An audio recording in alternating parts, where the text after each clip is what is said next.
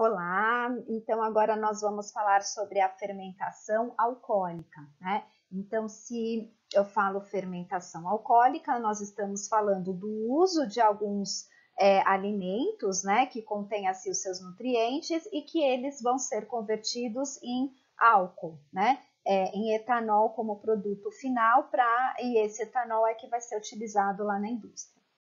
Então, voltando aqui, né, nós vamos falar sobre a fermentação alcoólica. A fermentação alcoólica, então, é pelo uso do nutriente presente no alimento, então a glicose ou frutose, que pode estar com essa carinha de glicose e frutose, ou se estiver na forma de sacarose, como por exemplo da cana-de-açúcar, ou na forma de amido, como por exemplo o arroz, enfim, né, ou trigo, no caso dos pães, enfim, a gente tem a presença, né, do nutriente, se tiver na forma maior, né, no amido, ou na forma de sacarose ou de oligosacarídeos, na indústria podem ser utilizadas enzimas para se quebrar e chegar até o formato de glicose e frutose, né?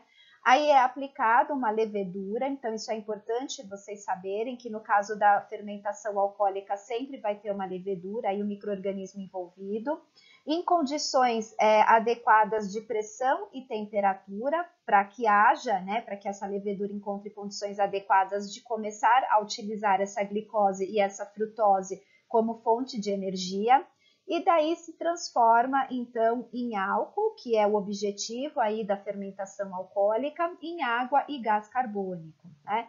Então, lembrando que essa fermentação, ela tem o objetivo principal de produção de álcool, então para a produção de bebidas alcoólicas, de maneira geral, como eu coloquei aqui em cima. No entanto, existem alimentos que também utilizam essa produção do gás carbônico, e é isso que nós vamos ver agora adiante.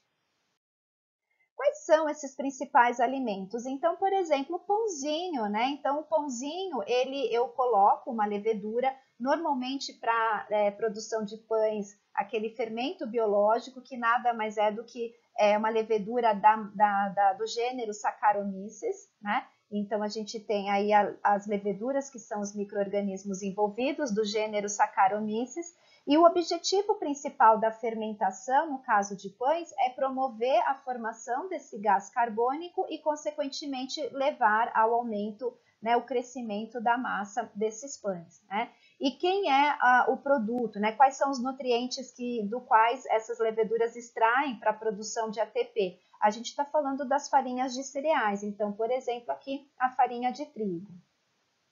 Então, nós vimos no slide anterior o uso da fermentação com o objetivo principal para a produção de CO2, para poder promover o crescimento das massas de pães de maneira geral. Aqui nós temos o objetivo exclusivamente para a produção de álcool, para a produção, por exemplo, de cervejas, né? Então, eu também utilizo uma levedura do gênero também das Saccharomyces, né? Aí, quais são os substratos que são utilizados? Pode ser da cevada, pode ser do trigo, e aí vai variar, né, o tipo de cerveja. Além do álcool, né, do álcool etílico, podem produzir também ésteres, aldeídos e álcoois superiores, que também são responsáveis por dar toda a característica, por toda a textura e sabor, né, essa característica sensorial aí da cerveja. Não poderia faltar os vinhos, né? Então, os vinhos também, que são feitos aí há muitos anos antes de Cristo. A partir do vinho se utiliza basicamente as uvas. Podem ser utilizadas outras frutas? Claro que pode. Aí são chamados de vinho de laranja, aí vinho de acerola, né? A maçã, que é a grande comum da gente consumir no final do ano, né? Que é a cidra, por exemplo, né? Então, são exemplos aí da fermentação, produção de álcool e fermentação dessas uvas ou fermentação dessas frutas, né? Então, por exemplo, da laranja ou do abacaxi ou da maçã para formar, por exemplo, a cidra, né? Bom, a fermentação alcoólica, o objetivo principal também é a produção de álcool. As leveduras também são do gênero aí das Saccharomyces. E além do álcool que se produz, que aí vai variar, né, gente? Variar na qualidade do tipo de vinho, vai variar realmente.